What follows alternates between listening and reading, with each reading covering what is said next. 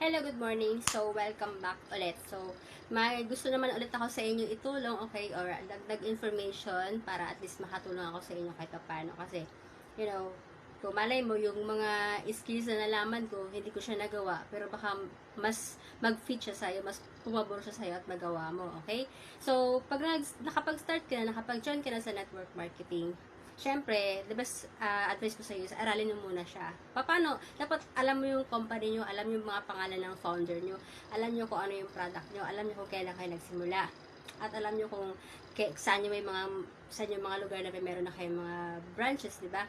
And then, syempre, sa una muna, mga pangapa ka muna. Kaya mas maganda muna before ka mag-recruit or before ka mag-advertise nag-join ka sa network marketing, kailangan aralin mo muna siya. Mas very advisable siya na aralin mo muna bago ka muna mag-approach. Okay? Para hindi ka kabado.